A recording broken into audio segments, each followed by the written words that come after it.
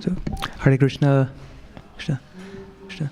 So, welcome to today's Bhagavad Gita class. Today we're going to be reading from chapter 18, text number 62.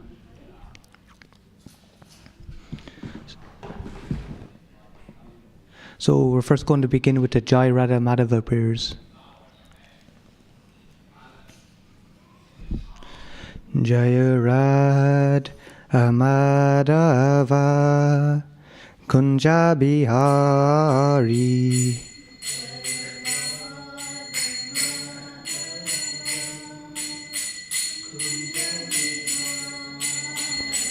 Jaya Radha Madhava Kunja Bihari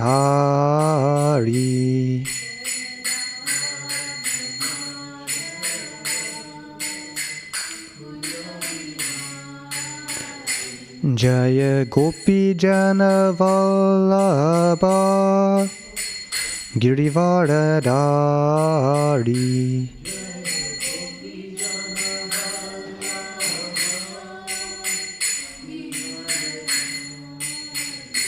Jaya Gopi Jana Vallabha Girivaradari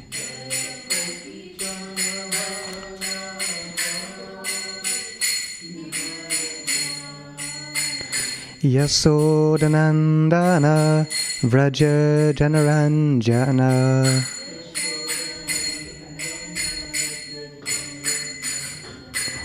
Yasodhanandana Vraja Janaranjana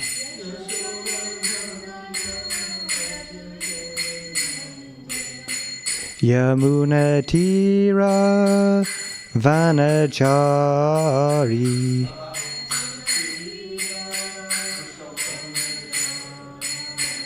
Yamunatira Vanachari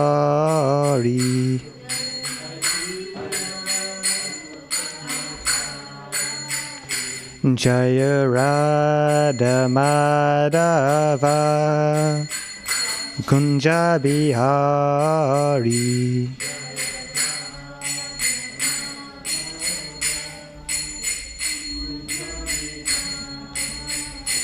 Jaya Gopi Jana Vallabha Girivaradari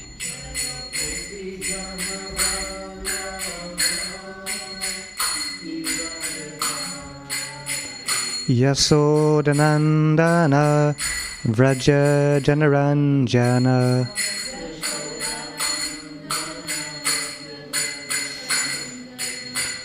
Yamunatira Vanachari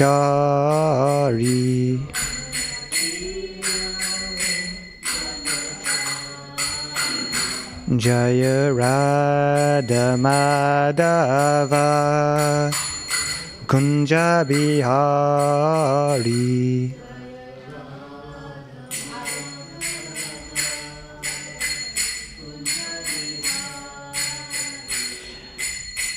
Hare Krishna, Hare Krishna, Krishna Krishna, Hare Hare, Hare Rama, Hare Rama, Rama Rama, Hare Hare.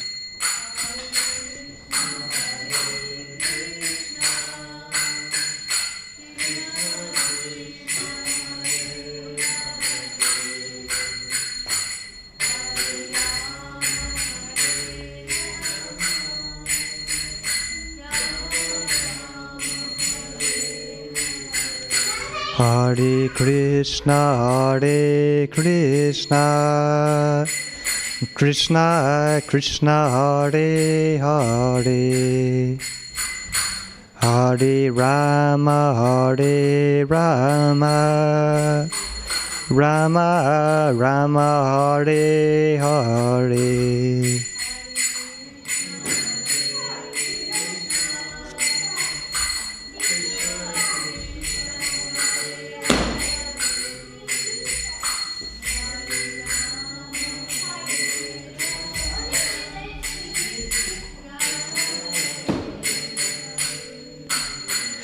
Hare Krishna, Krishna Krishna, Hare Hare, Hare Rama, Rama Rama, Hare Hare.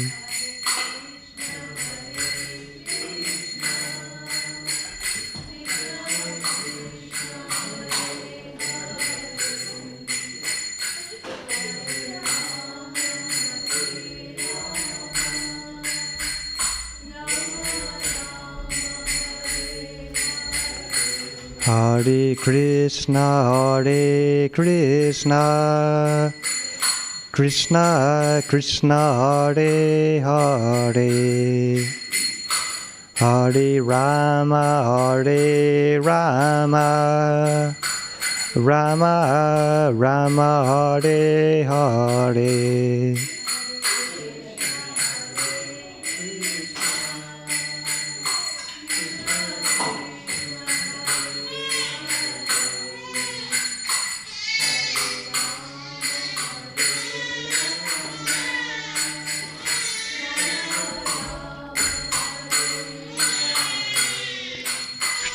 Thank you. Om Jnanatimiyandasya Gyananjana Salakaya Chakshurun Militanyena Tasmai Shri Guruve Namaha. Namo Om Vishnu Padaya Krishna Prastaya Bhutaye Srimate Bhakti Vedanta Swamin Iti Namane.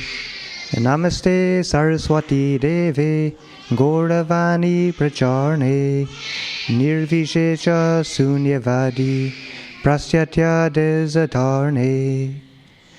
Jai Shri Krishna Chaitanya Prabhu Nityananda Shri Advaita Gadadhar Shrivasadi Gaura Bhaktivinoda. Hare Krishna, Krishna Krishna, Hare Hare, Hare Rama, Rama Rama, Hare Hare. Thank you. And before I begin speaking today, I'd like to seek your blessings that I may be able to speak something worthwhile.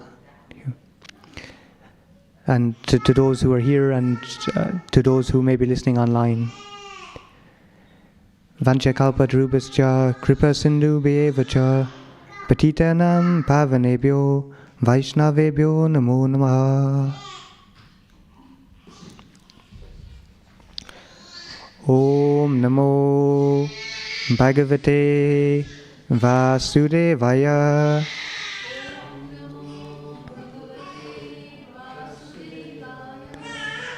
Om namo bhagavate Vasudevaya.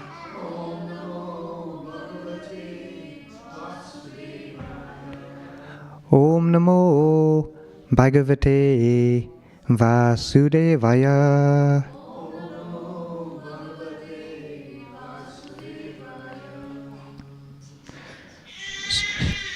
So today we're reading from chapter 18, text number 62.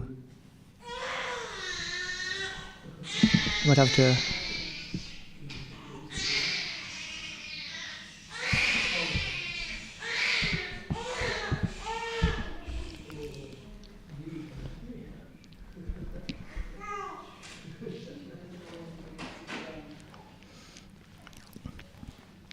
So the Sanskrit is on the screens, and we're going to recite now if you're ready.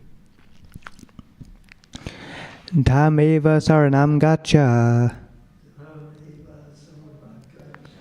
sarva bhavina bharata tat prasadat param shantim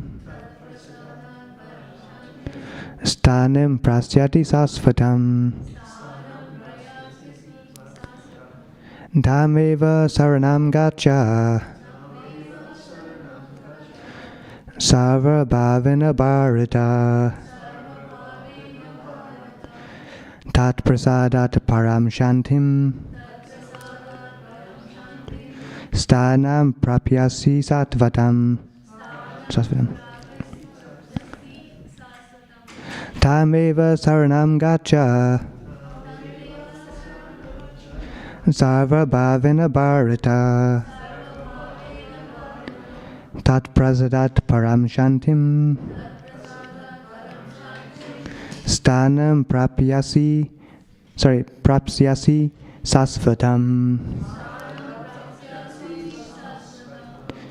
Tam eva saranam gacha. Sarva bhavena bharata. Tat prasadat param shantim. Stanam prapyasi sasvatam.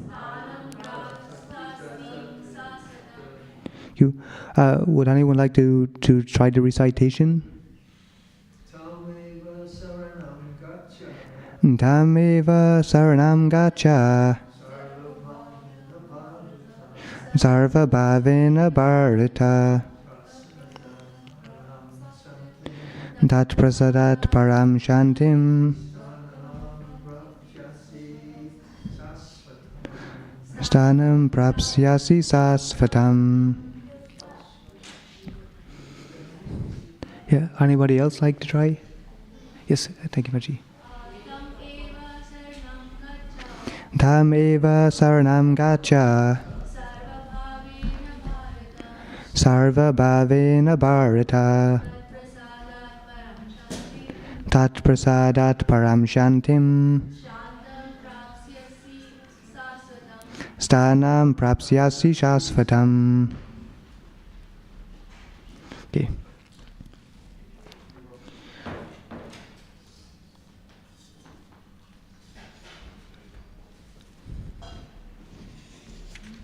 So we'll just do the word for word.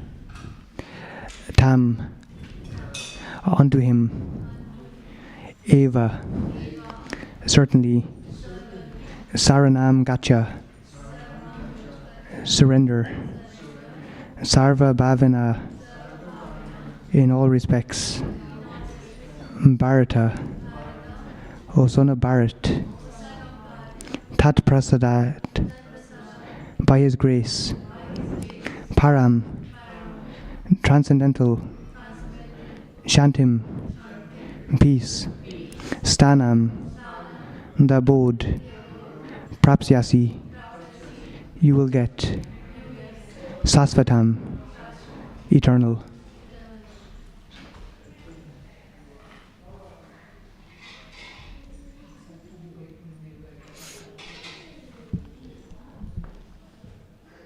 Sorry.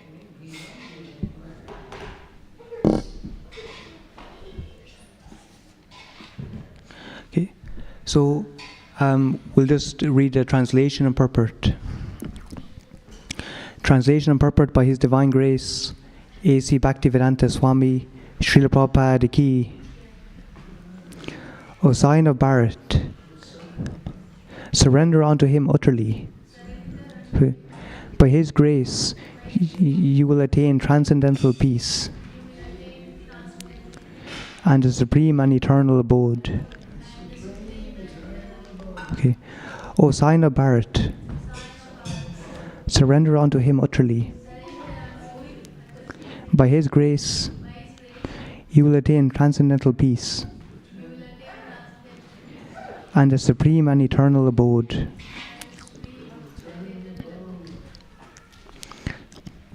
A living entity should therefore surrender unto the Supreme Personality of Godhead, who is situated in everyone's heart, and that will relieve him from all kinds of miseries of this material existence.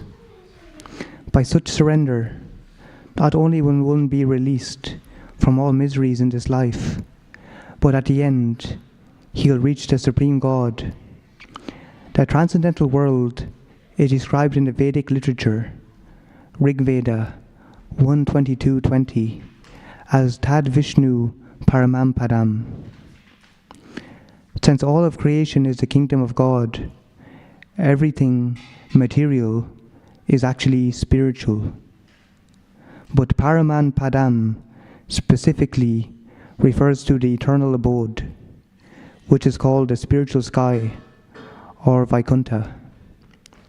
In the 15th chapter of Bhagavad Gita, it is stated, Sarvasya Chaham Ridhisani Vistau Stava.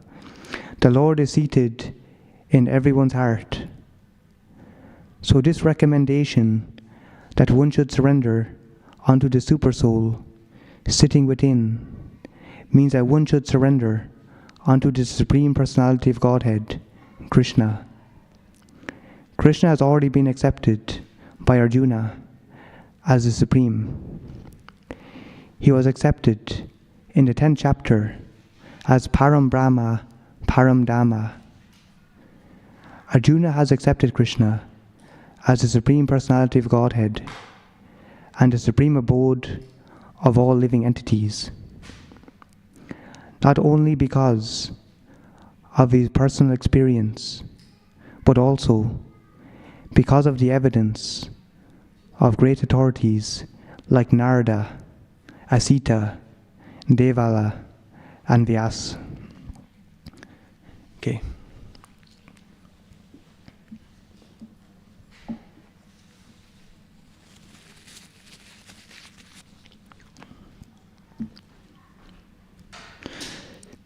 So, just I'll read the translation one more time. O sign of Bharat, surrender unto him utterly. By his grace, you will attain transcendental peace and the supreme and eternal abode. So there's just some things to speak about here, which is actually mentioned in the purport also. It speaks about the super soul, Sarvasya Chaham Ridhisani Visto, that the super soul is situated in everyone's heart. So really what to understand is the actual nature of this, the nature of this existence, and then the nature of the supreme existence.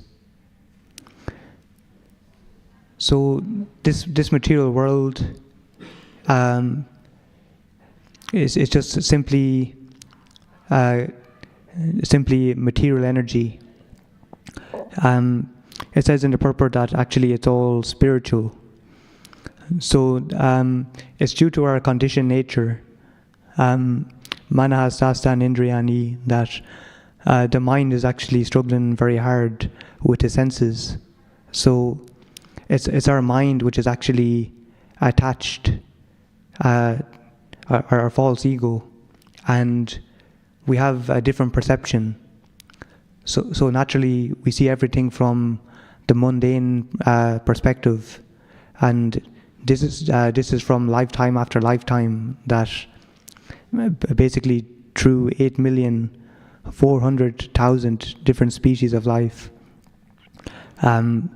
we've been conditioned. Sri Prabhupada says we are conditioned since time immemorial, so for aeons of time. So this conditioning is very deeply rooted, and it's not so easy to see things as they are straight away. Krishna says in the Bhagavad Gita that all the spiritual and material worlds emanate from him. But when we actually know this, then we can actually surrender unto him. So those who are actually truly wise. So in the 10th chapter, this is where this is discussed, that both the material and the spiritual world are all from Krishna. But in the Bhagavad Gita, it talks about there's 5 different topics. It's our soul, the super soul, so the jiva, the super soul, the paramatma, this material energy, the prakriti, and karma. Karma is action, and then there is a kala, which is time. So kala is which brings this world to an end. So in this actual material world, initially we're all devoid of any sort of enlightenment. So we're all born into ignorance. As we recite, I was born into the darkest ignorance. So naturally, we don't have any idea of what the reality is, only by the mercy of the Lord and his devotees. So there comes a stage in Arjuna's life, on the battlefield of Kurukshetra, where he's between the two armies. Karpanya dosabhata sabhavaha prachami dam sarma dharma samudachataha yaktriyaksha nistidam bruhitan mi chisasiham sadimam svam prapanam. That, O Krishna, I've lost all composure due to miserly weakness. In this state, I'm asking you to please tell me what is best for me. So we see here that Krishna is taken on the role of the guru for Arjuna, that he's enlightening him. And so like us all in the material world, we realize that we're lost on our own. We need some guidance, some instruction, and this is what Krishna provides unto Arjuna.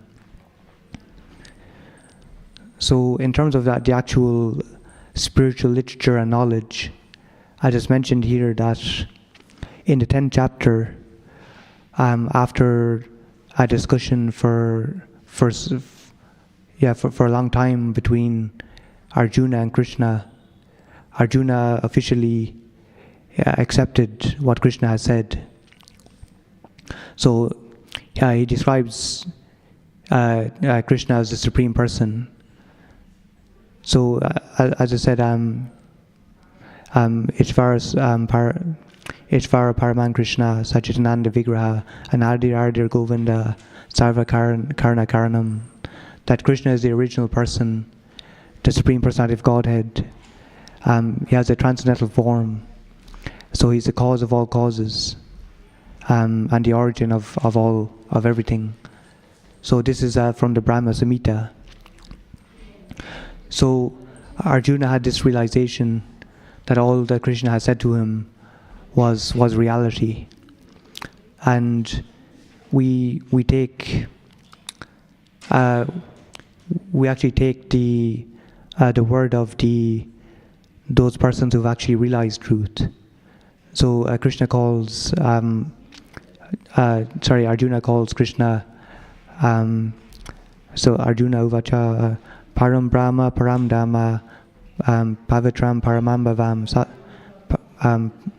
pursam sasvadam divyam adi deva jambavum svam rishi sarve deva rishi naraz ataha asita deva lo vyasa swayam jeva virishime.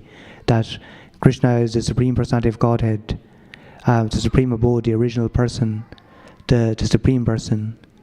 And then Arjuna goes on to say, Sarvme tad ritim manye yan mam vadasi keshavaha naite bhagavam bhaktim vijurdeva nadanavaha. That, O Krishna, I totally accept that all that you have told me, and neither the demigods or the demons can understand your personality. So it's like this, that in the same way that we accept what Krishna said, in the same way how Arjuna accepted what Krishna said, we accept what the acharyas say. So Srila Prabhupada states this, that and the reason is that they are actually the ones who have realized knowledge. So tadvini pranitapatena pariprasnena sevaya upatext jnanite jnanam jnaninas tattvadarshanaha. So these are the seers of the truth. So yes, these are the ones who've actually realized knowledge. the acharyas. So these are the ones in the disciplic succession. So all the way from Krishna, there's these different students, and then likewise the disciples. So it's the guru and disciplic succession of the guru and the disciple. So in terms of material world, I said parayamataspratyam, that we're actually trying to lord it over this material existence. So this is the nature of the living entity, that we have two main psychological conditioning or propensities in the material world. So that's to lord it over and to be the enjoyer. So this is the material propensities, and we want to be the main person. That's the ego, our false ego. We think that in our conditioned state that we are the center and everything is revolving around us. So this is the typical psychology of the material world. We think that everything is meant for our enjoyment. So this is the wrong perspective. Actually, in terms of, it's mentioned here, the spiritual sky or Vaikuntha. So in the spiritual sky, it's completely devoid of these propensities. That it's a selfless service, and this is what we try to cultivate in Krishna consciousness, to be the servant of the servant. So we try to serve others, and especially if we want to actually to receive knowledge, we serve the devotees, the spiritual master and the senior devotees. So this is the way of spiritual life, that as is mentioned in the verse 434, to render service and to inquire submissively. So this is the attitude for all knowledge, that we have to try and come with a humble perspective and simply submit ourselves in order to actually fully receive that higher knowledge.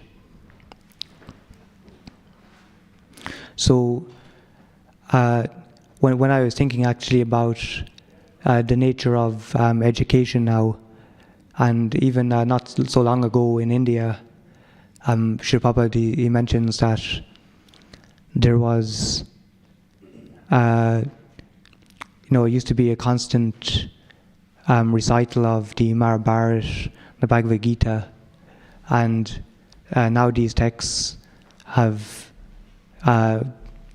in the last 100 years or more, they've become more diminished in their prominence. So it said in the Bhagavad Gita, Raja Vidya Rajaguyam, that this knowledge is the king of education. So this knowledge, transcendental knowledge, is the king of education, and it's the perfection of religion. So it said that this is the purest of all knowledge. So this actual knowledge, it should be what everything is actually dovetailed in society towards, education and everything. So that would be the perfection of all education, is transcendental knowledge. And everything else, in terms of our education, our jobs, and so on, is just to actually help us to realize this knowledge fully. So there's jnana, which is knowledge, and then there's vijnana, which is realized knowledge. So there's a difference between philosophy and actually realizing the philosophy. So in the current times in education, we're simply the goal of all of this education is to serve the material end in that sense. Of course, we have our own choice, but the leaders in society, they're not exactly Krishna conscious, and everything is very materially orientated. Of course, it said Tattvavitu Mahabaho Guno Karma Bivagayo, that for one who is in knowledge of the Supreme, he does not partake in the senses and sense gratification, knowing well the difference between work and devotion and work for fruitful activity. So this is the difference between material consciousness and spiritual consciousness. Srila Prabhupada says that someone who works in a factory and someone who's Krishna conscious also works in a factory. So they do the same thing day in and day out, but the result is completely different because the goal is different. So it's one of the main actual principles in the Vedas. It says, like the golden rule, always remember Krishna and never forget Krishna. So everything else is actually subservient to this main rule. And as Krishna says, whatever you do, whatever you offer, whatever you give away, do that, O son of Kunti, as an offering to me. So we have our different roles. Chachavarna Mayastrestam Guna Karma Vivagasaha, that these 4 different divisions of life, Krishna says. So he's created these 4 different social orders in the human society, and along with that, these ashrams. So this is the perfect social system, and this is the social system of the spiritual world. So in this system, these different classes are naturally occurring within society. It's not that it's artificial. Guna karma, that we have a certain quality and work which is suitable to us. So in this sense, when people are properly situated in their nature, then their work will become joyful. And we can see that even in the material world, that not all people, but a lot of people, they find their nature and their work which suits them, and then they're satisfied. So this is the nature of Vedic society, that people with different conditioning, they can be comfortable and then do their duty. And it's because it's not that we don't just do anything. There was the idea of communism is that everyone gets a job and then they'll be satisfied, and they had it all mixed up, that people were put in jobs that weren't so necessary, and jobs that particularly weren't their actual nature. So this is the thing, that with these kind of jobs, people become completely dissatisfied. So what happened actually in India, it was that Srila Prabhupada had a program, and there were these communists which they announced themselves at the program. In that sense, they started kind of causing some trouble at the pandal. And at that time, Srila Prabhupada actually, he got to actually speak with them, and he started to discuss that Krishna consciousness. So he didn't just negate their idea that communism is bad, but he said that actually Krishna consciousness is spiritual communism. So it's that everyone actually has a role, but it's actually centered on Krishna. So this is the actual the perfection of society in that sense. And then they were actually pacified with what he had to say.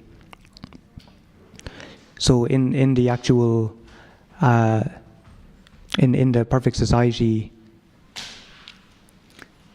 which is enunciated in the Vedic scriptures, it's actually a monarchy.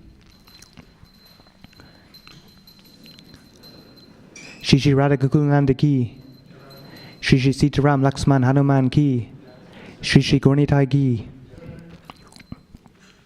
So in the Vedic scriptures, they have what is a monarchy, and ideally in a monarchy, which was in previous times, that the rulers were actually saintly people. So these were Raja Rishis, and what happened was they would perfectly govern the society and make sure that the actual standards of religious principles are maintained.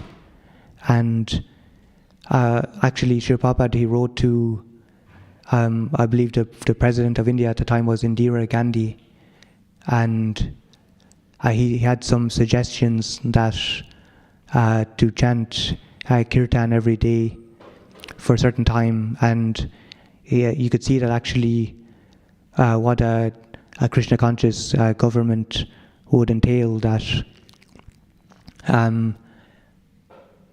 that it would be actually for the leaders to follow by example. So it said, yad yada charity shrastas tatadeva tarogana, that whatever actions a great man performs, common person follow, and whatever standards he sets by exemplary acts, all the world pursues. So this is what Srila Prabhupada spoke to George Harrison, due to his being a prominent person in the society at that time, and so this is generally what's required from the actual the leaders in society, that they, and this is the reason why Krishna actually followed Varnashram himself, that because if Krishna actually he was above all the rules and regulations, but he's the Supreme Personality of Godhead, so he can do as he pleases.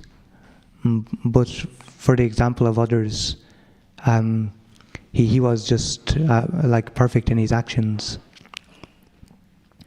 And so like this, if the leaders of society actually maintain Krishna consciousness, and by their own example, others will follow. And this was Srila Prabhupada's strategy also in preaching, that they wanted to go to those people, to preach to those people who had influence within society, so that it's a way of that they can actually spread more mercy onto others. So I'd just like to ask if there's any questions so far. Yeah.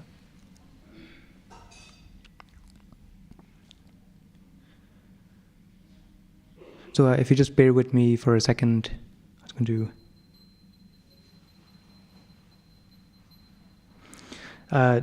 I'm just going to share a poem. I happened to write it some months back, but it's related to this topic.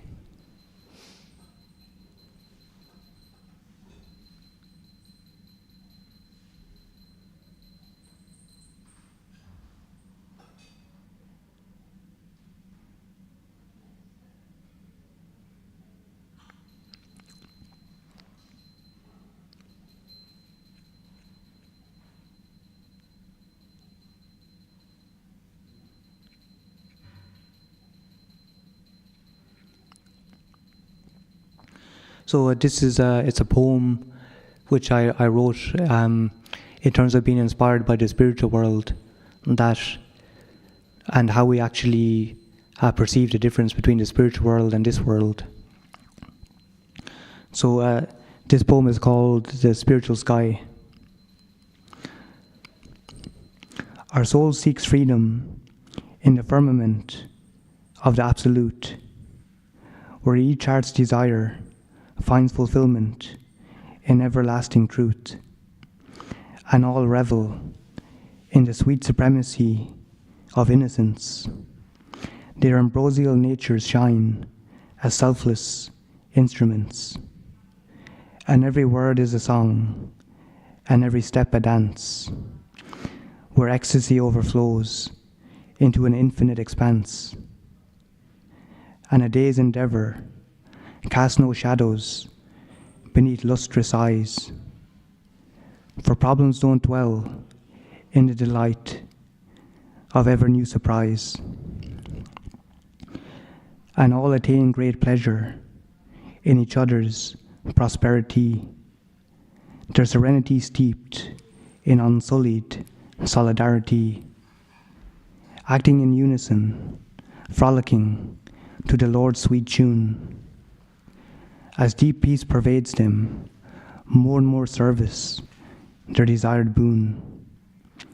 This is the ram that radiates like a self-effulgent sun, where eternal pastimes transpire, full of transcendental fun. The Lord's supreme abode is for those souls who relish true love. And all of this I ponder as I peer at the clouds above. So that's the poem, but it's basically it gives based on the scriptures, the mood of the spiritual world. That the spiritual world is a very joyous place. Our souls are Satchit Ananda. And in the verse I spoke earlier, Rajavijaya Rajaguyam Susukam Kartam Aviyam, that the devotional service is joyfully performed. So this is our true nature, our true Dharma. So as we call it, Sanatan Dharma.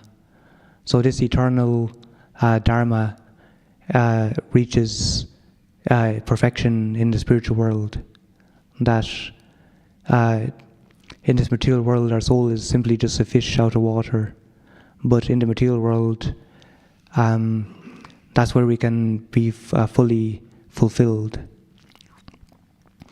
So it's said in the Bhagavad Gita in chapter 9, Satatam kirtayantamam yatantas cha jadavrataha namasyantas chaman bhaktya nitya yukta upasate, that always chanting my glories, endeavoring with determination, these great souls worship me, and perpetually worship me, and bowing down before me.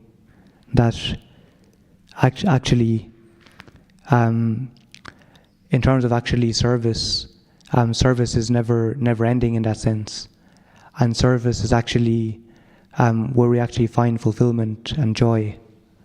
So in terms of the actual soul, the nature of the soul is to serve. It's intrinsic within the soul is service.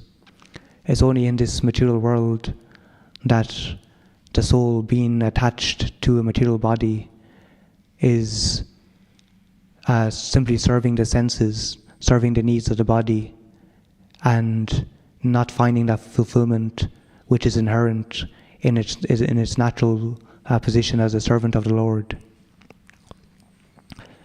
So in that sense, that the soul is perpetually a servant. But to understand that the Supreme Lord, it said, Mame Vamsa Jiva Loke Jiva Bhuta Sanatanaha, that we're eternally parts and parcels of the Supreme Lord. So it's eternal, that there's one Supreme Lord, and not to be confused with the demigods, that the demigods such as Lord Indra, Lord Brahma, they're like government representatives of the king. So when we think of the Supreme Lord, all other demigods are his representatives. and that's including Lord Shiva within the material world. Within the spiritual world, Lord Shiva is the Supreme Personality of Godhead also. So, but Lord Shiva, when he appears in this material world, he goes through a transformation, and he appears as Rudra. In the spiritual world, Lord Shiva is known as Sadashiva. So, Lord Shiva is the Supreme Lord in the spiritual world, but as he appears in the material world, he goes through a transformation, which is described as like the changing of milk to butter. So it's still the same actual substance, but you can no longer call the butter milk, and you can't turn it back. So that's Lord Shiva in this material world. And of course, to mention that in terms of the soul, as I mentioned, eternally chanting my glories, that's the process for this age, which is to chant the Lord's holy names. So if you'd please like to chant after me, or with me together in unison, the Hare Krishna Maha Mantra. Hare Krishna, Krishna Krishna, Hare Hare, Hare Rama, Rama Rama, Hare Hare. Krishna, Krishna Krishna, Hare Hare, Hare Rama, Rama Rama, Hare Hare. Hare Krishna, Krishna Krishna, Hare Hare, Hare Rama, Rama Rama, Hare Hare. So that's thanks. So I just want to make a comment first. I just want to make a comment that when we chant the holy name, the Maha Mantra, what is the meaning of the Maha Mantra? So we're asking the Lord and the energies of the Lord, my dear Lord, please engage me in your devotional service. So by chanting the Hare Krishna Maha Mantra, that is the essence of devotional life, and we take the blessings and permission of our spiritual masters before we chant, and the Panchatattva, Lord Chaitanya and his associates. Jai Shri Krishna Chaitanya, Prabhu Nityananda, Shri Advaita Gadadhar, Srivasadi Gaur Bhaktivinoda. Sorry, thank you, Prabhu. You had a comment. Yeah, just one quote from your book of poems. I don't know if you've seen it. It's a nice little book here, Poems on the Path. And it says here, it's called Destiny. What is destined for you has not been inscribed, but by the tools of the engraver in the immutable stone, and what has been recorded in the desert of our path, your path, can be made smooth by the winds of today. And the scriptwriter of moments yet to come has dipped his pen in the contents of your heart. And then he quotes from chapter Bhagavad Gita 14:17. I'll read the description. The intricacies of action are very hard to understand. Therefore you should know properly what action is and what forbidden action is. So we have to know the results of our action. We have a destiny. And of course the destiny is that person who's got life and soul, which I had to find out too. And so, it's a very nice little poem. And we have a destiny. And those who come here, everybody has a destiny. And they probably have been here longer than we have. Certainly for me, anyway. And having enjoyed the experience of association with the devotees.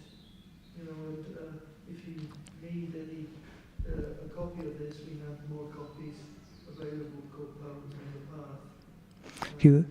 Thank you. That's very nice. Thank you, Prabhu. I might just make a comment on that also, that Yes, sure. yeah, in terms of destiny, that we always have our free will. We have what's called a minute independence, that there are certain things we can't change, but we always have our free will, and that's our free will can decide who we serve, whether we serve ourselves or we serve Krishna. So that's our free will, that nothing is actually, there is, some things are predestined, but ultimately everything can change.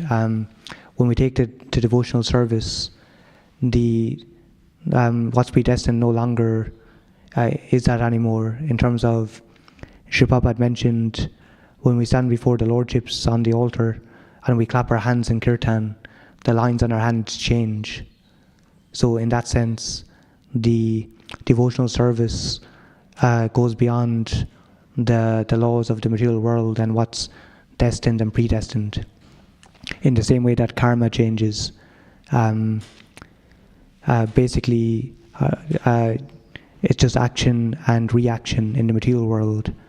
But on the path of devotional service, our karma changes, that Krishna minimizes our reactions, and he then orchestrates with our karma specific tailor-made events which are meant to actually help us to become closer to him.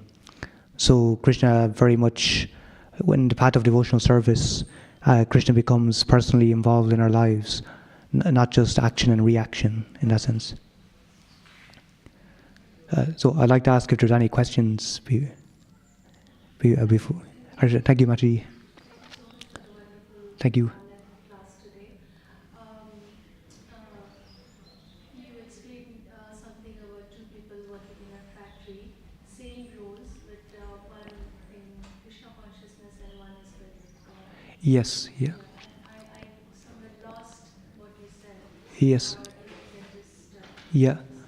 Thanks. I'll just repeat for those online also that the question is about two people who work in a factory doing the same roles, but one is a devotee and the other is simply not a devotee, more involved in sense gratification. So the thing is that they may both do the same thing day in, day out, but the result is completely different. So it depends on our intention. It said, Sarvapadi vinirmuktam tatparatnena miralam rishikena rishikesha sevanam bhaktir uchite. That when we engage our senses in devotional service to become purified, so it's that everything in our life can be dovetailed to Krishna consciousness. That Krishna says, just whatever you do, do it for me. So in that sense, our goal is Krishna, and then everything in our lives is dovetailed towards Krishna. And in that sense, instead of actually becoming more entangled, we become purified. Our senses become purified, and we go further in developing our relationship with Krishna. But then for one who is actually on the factory, the result is completely different based on their intention, because their intention is simply to enjoy in the material world, and they become more and more entangled. So in that sense, even whatever task they have becomes a source of either salvation or incarceration in that sense. Thanks. Thanks. Yeah. Yes, yeah. Does it mean that you shouldn't be thinking about progress and upgrading yourself, or you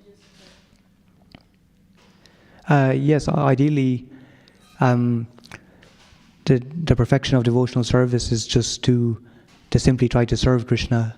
But then it's also said we have to be greedy for Krishna. So the nature of the soul is that, the nature of our existence is that we can't be desireless. We have to have desires. So we can purify those desires in Krishna consciousness by dovetailing them that we want to actually improve on the path. it's not likely that we'll achieve the complete perfection of devotional service in an instant, even though it is possible as well. So in that sense, we dovetail everything in Krishna consciousness, and with an idea to try and actually, it's not bad to try and progress in Krishna consciousness. Yeah. Thank you. Yes, please.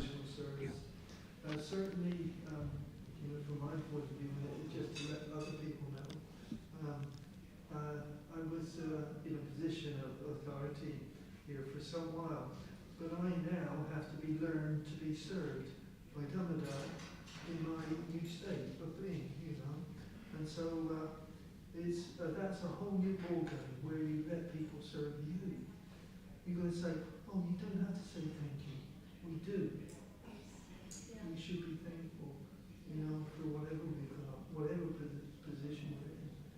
And certainly I'm very grateful to Damodar and this wonderful little book, these poems of the path. It's a wonderful experience of life. And certainly if you want copies, we can get you a little copy of his poems on the path. But he's teaching me every day. I got one already. Yeah. Long back. Yeah. I think it's been 6 months. I got that. He Oh. signed it for me. Oh, thanks. Yeah, so there you have, So anybody else who wants it, you have copies. Okay. Thank you, Prabhu, for your kind words. Harshna. So just to mention that we'll now have Gaur Arti in 2 minutes. So thank you very much for your kind attention.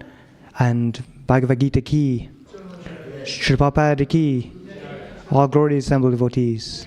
Hare Krishna.